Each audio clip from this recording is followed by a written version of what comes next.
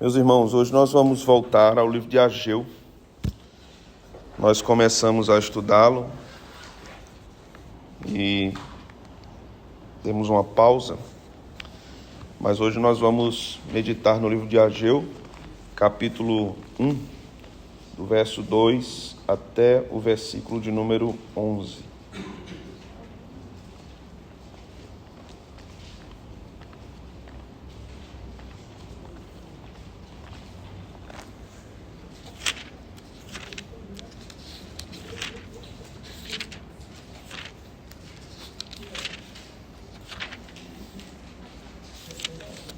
Ageu, capítulo 1, do verso 2 até o verso de número 11.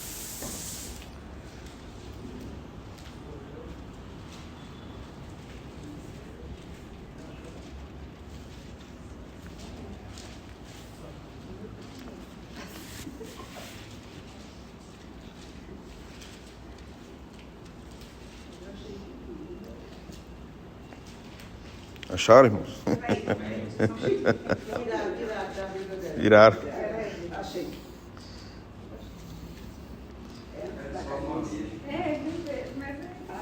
Tá aí, certamente.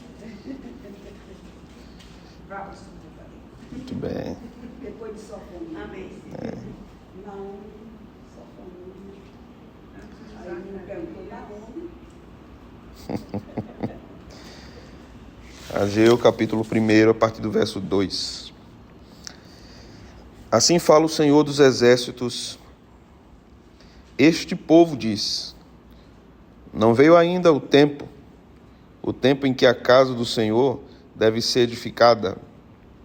Veio, pois, a palavra do Senhor por intermédio do profeta Ageu, dizendo: acaso é tempo de habitardes vós em casas apaineladas, enquanto esta casa permanece em ruínas?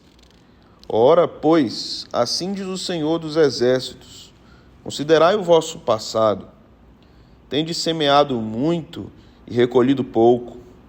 Comeis, mas não chega para fartar-vos. Bebeis, mas não dá para saciar-vos. Vestivos, mas ninguém se aquece. E o que recebe salário, recebe-o para pô-lo num saquitel furado. Assim diz o Senhor dos Exércitos: considerai o vosso passado. Subi ao monte, trazei madeira e edificai a casa. Dela me agradarei, serei glorificado, diz o Senhor. Esperastes o muito, e eis que veio a ser pouco. E esse pouco, quando o trouxestes para casa, eu com um assopro dissipei. Por quê? Diz o Senhor dos Exércitos: por causa da minha casa, que permanece em ruínas, ao passo que cada um de vós corre por causa de sua própria casa. Por isso os céus sobre vós retêm o seu orvalho e a terra os seus frutos. Fiz vir a seca sobre a terra e sobre os montes, sobre o cereal, sobre o vinho, sobre o azeite e sobre o que a terra produz, como também sobre os homens, sobre os animais e sobre todo o trabalho das mãos. Amém. Vamos orar? Ó Senhor, pedimos que fales conosco por meio desta porção da Tua palavra que revela a Tua sabedoria e a Tua exortação ao povo de Deus. Povo que estava adormecido, estava inerte, estava desatento, sem zelo, sem amor pela Tua causa, pela Tua obra, pelo culto. Deus, tenha misericórdia de nós, ajuda-nos a sermos fiéis. Abre o nosso entendimento para cada dia guardarmos a Tua palavra e não sermos meros ouvintes como Israel foi em muitos momentos da história. Afasta de nós, Senhor, essa lentidão. Afasta de nós a falta de zelo pelas coisas do Senhor. Afasta de nós, Senhor, a falta de temor ao Senhor. É o que nós te pedimos, no nome de Cristo Jesus. Amém. Meus irmãos, esta porção nos ensina a refletirmos sobre prioridades espirituais, a reconhecermos o chamado divino para colocarmos o Senhor sempre em primeiro lugar em nossa vida. Comumente, como cristãos, nós afirmamos isso e dizemos amém a essa verdade de que devemos buscar em primeiro lugar o reino de Deus e a sua justiça, e as demais coisas são acrescentadas. Afirmarmos isso com os nossos lábios é fácil e provável. Vivermos isso na nossa vida diária é mais difícil e improvável, porque, como diz o texto aqui colocado por Ageu, o povo estava mais preocupado com a sua casa do que com a casa de Deus. O livro foi escrito em 520, mais ou menos, antes de Cristo, no contexto em que os judeus haviam retornado do exílio babilônico, como nós vimos na introdução que fiz ao livro.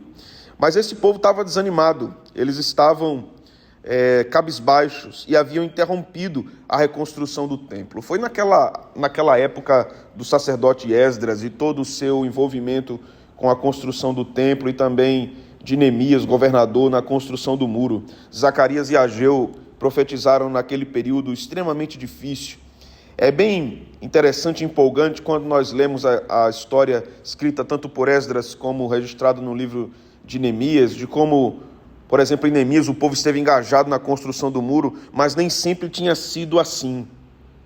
As pessoas naquela época estavam mais interessadas em seus particulares, em seus interesses pessoais. E Ageu foi um profeta levantado por Deus para falar contra tudo aquilo que estava acontecendo, contra uma cultura que estava instalada, uma forma de vida que estava sendo vivida com base num caos também aparente, porque a casa de Deus estava em ruínas, estava derribada. E o povo de Deus estava acostumado com aquilo. Então, Ageu é levantado por Deus para chamar o povo ao arrependimento e à renovação do compromisso, com aliança com Deus, dizendo que o povo deveria estar mais preocupado com as coisas de Deus do que com suas próprias coisas. Nosso tempo não é muito diferente, mas o texto vai enfatizar a importância de priorizarmos as coisas do Senhor. E o texto vai nos ensinar que se nós estamos preocupados e envolvidos com as coisas do Senhor, se nós estamos cuidando das coisas do Senhor, o Senhor estará cuidando das nossas coisas. O texto também vai nos ensinar que é possível que, pelo fato de sermos negligentes e apenas preocupados com as nossas coisas, o Senhor estenda a mão e retire as nossas coisas. Como obra de misericórdia, como obra de disciplina. A palavra de Deus é espada de dois gumes e permanece inabalável como naqueles dias de Ageu. Então aqui nós vamos observar algumas coisas. Vejamos primeiro do verso 2 ao verso 4. O verso 2 começa, ele abre, né? Ageu aqui começa o seu texto já revelando uma repreensão terrível do Senhor. Veja o que o texto diz. Assim fala o Senhor dos exércitos.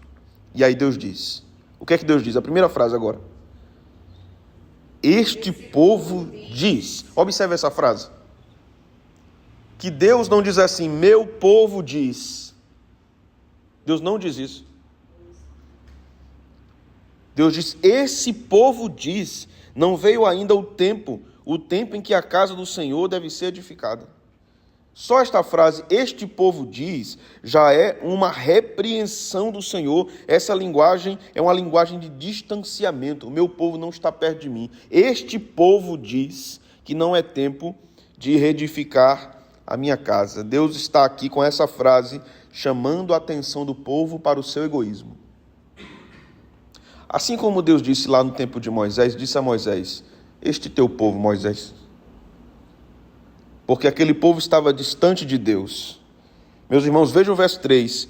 Veio, pois, a palavra do Senhor, por intermédio do profeta Ageu, dizendo, acaso é tempo de habitardes vós em casas apaineladas, enquanto esta casa permanece em ruínas? A lógica de Ageu aqui, vinda diretamente de Deus, né, por revelação para entregar ao povo, é tempo de vocês morarem nas casas de vocês. É tempo de vocês organizarem as vidas de vocês nas casas de vocês. E por que esse tempo existe para vocês e não existe para as coisas do Senhor? Por que não é o tempo de fazer as coisas para o Senhor? Observe como isso é atual. Observe como muitos cristãos ainda estão dizendo a mesma coisa que o povo de Deus disse nesse período pós-exílico. O tempo de me envolver mais profundamente com as coisas do Senhor não chegou ainda. Vai chegar. No dia que chegar, aí eu vou. Ou seja, na época em que as coisas forem mais favoráveis a mim, então eu vou me envolver com as coisas de Deus. E aí o Senhor continua perguntando ao seu povo: você mora na sua casa? É tempo de você cuidar das suas coisas? É tempo de você ser zeloso com os seus interesses? E por que não é tempo de ser zeloso ou zelosa com os meus interesses? Meus irmãos, quantas vezes nós dizemos que ainda não é tempo de servir ao Senhor mais plenamente? Quantas vezes nós não estamos mais preocupados com o nosso conforto do que com as coisas de Deus? Quantas vezes? Estejamos atentos, meus irmãos, porque podemos calcular errado os passos da nossa jornada aqui. Não nos demoremos para servir ao Senhor e agradá-lo. Nas coisas espirituais, podemos estar tão voltados para nós mesmos que isso dificulte, inclusive, nossa visão a respeito da importância das coisas de Deus, porque nós estamos olhando apenas para as nossas coisas. E nós ainda dizemos assim: mas quando eu cuido das minhas coisas, eu estou glorificando a Deus. Então isso é o que importa. O problema é que isso vai se estendendo para várias outras áreas da nossa vida. Se eu estou cansado, eu não vou ao culto. Se eu estou cansado, eu não leio a Bíblia. Se eu estou triste, eu não oro. Se eu estou triste, eu não canto. Se eu estou triste, eu abandono tudo o que eu estou fazendo ou estava fazendo para o Senhor. Enquanto Deus diz assim: então, é mais importante cuidar das suas coisas do que das minhas coisas. E aí nós podemos perguntar, em réplica ao Senhor: então eu vou fazer as coisas do Senhor assim, desse jeito que eu estou? Não. A Escritura nos ensina a realinharmos o nosso caminho. Veja o que diz o versículo de número 5. Olha o que o texto diz: ora, pois, assim diz o Senhor dos Exércitos. O que é que diz agora, irmãos? Considerai o vosso passado. Veja o que continua dizendo: tendes semeado muito e recolhido pouco. Comeis, mas não chega a fartar-vos. Bebeis, mas não dá para saciar-vos. Vestivos, mas ninguém se aquece. E o que recebe salário, recebe para pô-lo num saquetel furado. Deus está dizendo: vocês têm se preocupado tanto com os caminhos de vocês e nunca é suficiente. O salário nunca é suficiente, a roupa nunca é suficiente, a bebida nunca é suficiente, a comida nunca é suficiente. Tudo vai se esvaindo. Aí então, o que é que o Senhor está ensinando ao povo?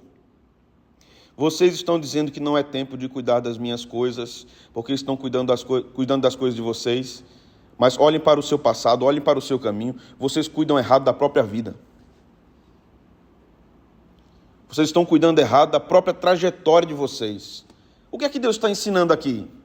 Deus está dizendo: se vocês não me colocam em primeiro lugar, tudo na vida de vocês vai dar errado. Vai pelo caminho errado. Não vai render. Não tem essa de botar mais água no feijão porque vai chegar a visita. E a visita vai beber água do feijão? Não tinha isso, né? Bota mais água no feijão. Bom, daí vai botar o caldinho. Toma, só tem um caldinho de feijão para você. E Deus está dizendo: não está havendo prosperidade aqui, nesse contexto, porque Deus está retendo isso por causa do egoísmo do povo. A escassez era uma consequência direta da desobediência da lei. Isso está em Deuteronômio 28. Nem sempre é isso na vida do crente.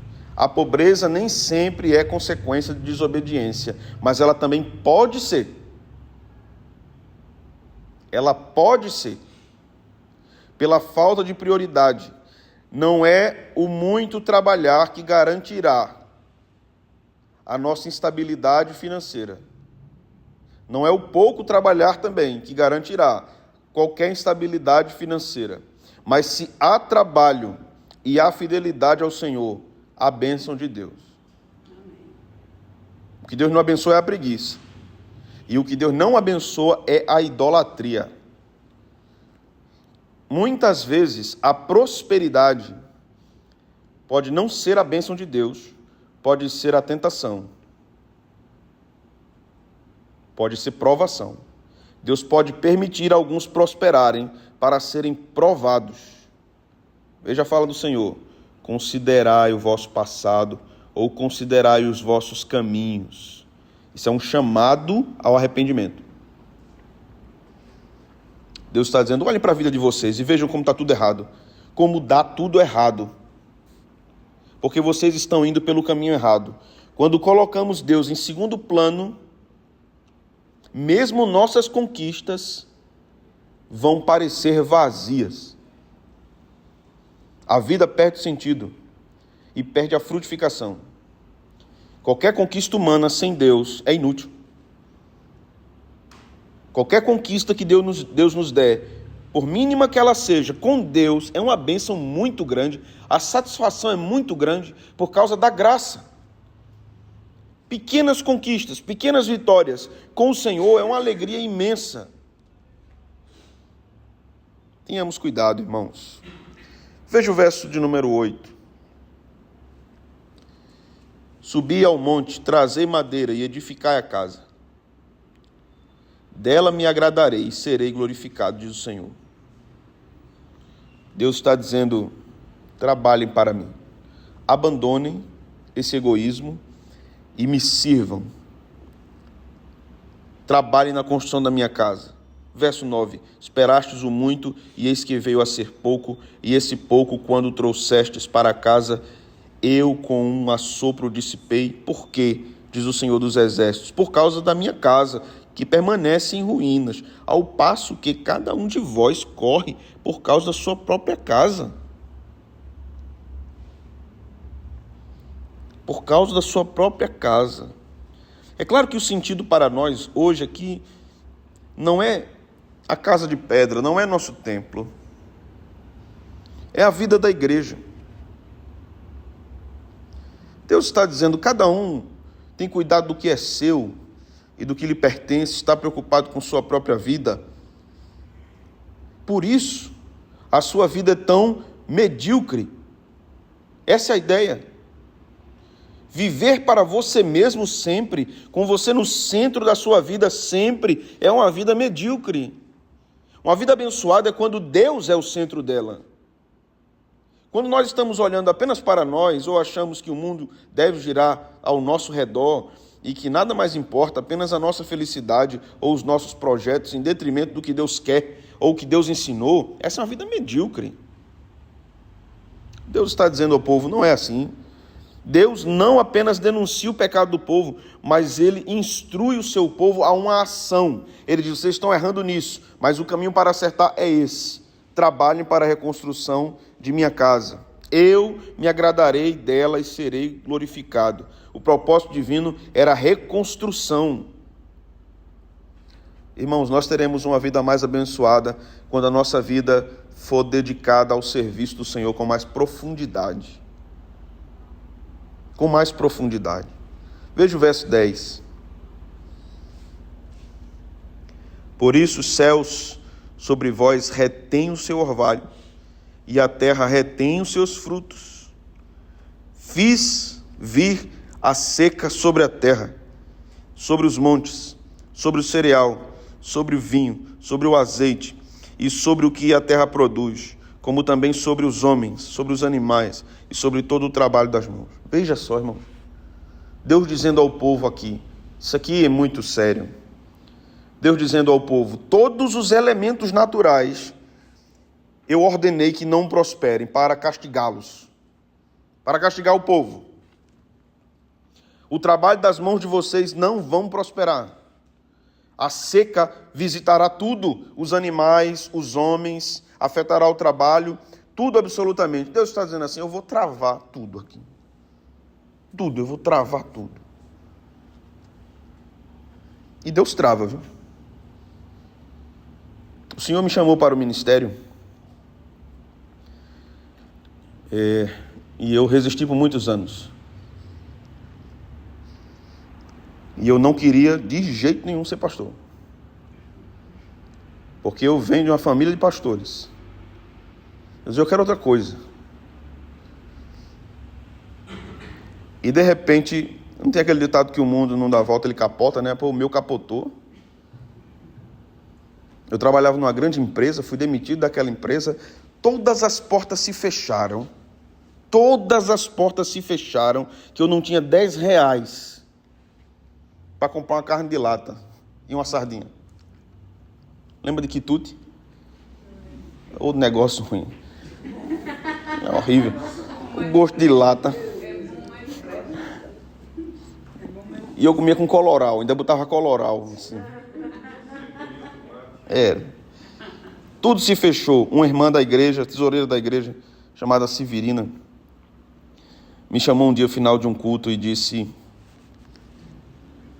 Deus não vai abrir nenhuma porta para você. Você sabe disso, né? Eu disse, estou sabendo não, irmão. Essas palavras aí de atraso não dá para mim, não. Ela disse, agora Deus não vai abrir nenhuma porta para você, até que você se dobre à vontade do Senhor. Deus quer que você seja ministro do Evangelho. E por que você resiste? Eu disse, irmã, mas Deus sabe que eu preciso trabalhar, eu tenho uma esposa. Esposa é um negócio caro. Então eu preciso trabalhar. Ela disse, Deus vai abrir as portas. Mas depois que você se render. Depois que você se dobrar. De todo o coração, não pela circunstância. De todo o coração. E era exatamente isso que o Senhor estava falando comigo. Fiz a seca vir sobre a terra, sobre os montes, sobre o cereal, sobre o vinho, sobre o azeite, sobre a terra que produz os frutos, sobre os animais, sobre os homens. Deus estava fechando absolutamente todas as portas, até que um dia minha esposa sentou comigo na mesa da cozinha. A gente morava numa casinha que deu uma chuva, que a chuva alagou a casa toda. Nós perdemos todos os móveis. Estava dando tudo errado. Micro-ondas pifou, geladeira pifou, sofá inchou, o rack inchou, quebrou, queimou televisão, queimou tudo. Quebrou tudo. Eu nunca vi um negócio daquele, não. E sem dinheiro para comprar nada. Ela sentou comigo e disse assim, é o seguinte, você tem que obedecer a Deus. Porque eu não vou morrer por causa disso, não. Senão Deus vai matar todo mundo aqui. Você está vendo o que é que Deus está dizendo e está fazendo? E então eu me submeti à vontade do Senhor, realmente de todo o coração. E o Senhor começou a prover, sem me dar nenhuma segurança. Não tinha segurança. E Deus começou a prover todas as coisas. Até que então eu fui chamado para pastorear uma igreja. E eu não era nem presbítero. Fui presbítero quando fui para essa igreja. A igreja me chamou sem que eu fosse nem oficial. O Senhor estava desenvolvendo e aplicando o plano que Ele tinha estabelecido. Enquanto eu estivesse em desobediência, o Senhor fecharia todas as portas. A seca estaria presente na minha casa. Tem aquelas cabeças de gado no meio do sertão, né? Não tinha antigamente, aquelas cabeças de gado, só a caveira. Eu só vi aquilo na minha vida. Até que o Senhor disse, agora a sua sorte vai mudar. Porque eu vou cuidar de você e vou mandar a provisão necessária. Agora, irmãos, era a porção diária do maná. Sempre. Fui pastorear. Em vários momentos não tinha nem o que comer. Eu estava pastoreando. Eu me ajoelhava na sala daquela casa e dizia, Senhor, não tenho o que comer hoje. Tenha misericórdia de mim. Várias vezes. Eu escutava as palmas lá, a gente morava em cima, as palmas lá embaixo. Quando eu colocava a cabeça, uma irmã da igreja dizia, pastor, já jantou? Trouxe uma panelinha aqui para vocês. E o Senhor ia mandando a porção diária até que as coisas foram melhorando. E Deus foi abençoando a igreja e foi nos abençoando também. Enquanto nós permanecemos em estado de desobediência, enquanto nós estamos preocupados com as nossas casas apaineladas, que temos priorizado em vez do reino de Deus, o Senhor pode nos visitar com severidade e pode enviar a seca à nossa casa, para que entendamos a sua vontade. O que é que nós estamos buscando primeiro? O reino de Deus, a sua justiça, ou o nosso reino? E o nosso avanço? Que atitudes práticas nós podemos tomar, então, meus irmãos, para reordenarmos as prioridades espirituais para a nossa vida no dia de hoje? Que atitude nós podemos tomar no dia de hoje? Retomarmos o nosso compromisso com o Senhor em relação à nossa vida devocional, retomarmos o nosso compromisso com o Senhor em relação à sua casa, em relação ao seu culto, em relação ao nosso envolvimento com as coisas de Deus. Deus está não apenas interessado em nossas palavras, em nossas emoções. Deus não está interessado apenas em a gente dizer que o ama. Deus quer ver isso. Deus nem se comove com as nossas lágrimas, se elas não forem verdadeiras. Deus quer o coração. Ele deseja a obediência concreta e um coração alinhado à sua vontade. Este povo de Ageu, que Deus disse, este povo, aprendeu quando o Senhor apertou. Sejamos sinceros, nós somos iguaizinhos. Aprendemos quando o Senhor aperta. Consideremos, então, os nossos caminhos, meus irmãos. Essa exortação ecoa para nós hoje. Que possamos, então, reconstruir aquilo que foi deixado de lado. Que possamos retomar a obra com fé, com coragem, com fidelidade ao Senhor. Que possamos fazer o que o Senhor disse aqui em sua palavra. Observe verso 8. Subi ao monte, trazei madeira, edificai a casa, dela me agradarei e serei glorificado, diz o Senhor. Coloquemos os nossos braços, as nossas mãos, a nossa força para agradar ao Senhor. Subi ao monte. Amém? Vamos orar? Senhor, Deus eterno, guarda-nos o nosso coração dos nossos caminhos que se desviam com facilidade da Tua vontade. Guarda-nos, Senhor, do domínio das preocupações. Sabemos que termos preocupações nessa vida são coisas naturais, porque nós somos humanos e nós não sabemos o futuro. Mas não deixe, Senhor, que sejamos enganados por isso. Não deixe que sejamos afastados do Senhor por isso. Não deixe que a nossa própria vida seja o centro da nossa existência, mas que o Senhor seja sempre este centro. Que o Senhor seja o tudo em nosso coração. Que o Senhor seja a pérola de grande valor, a grande medida. Que o Senhor seja o nosso tesouro eterno. Que o Senhor manifeste sobre nossa mente, nosso coração, o seu grande valor, porque isso só pode vir por revelação Tua. E que nós aprendamos isso, no nome de Cristo Jesus. Amém. Amém.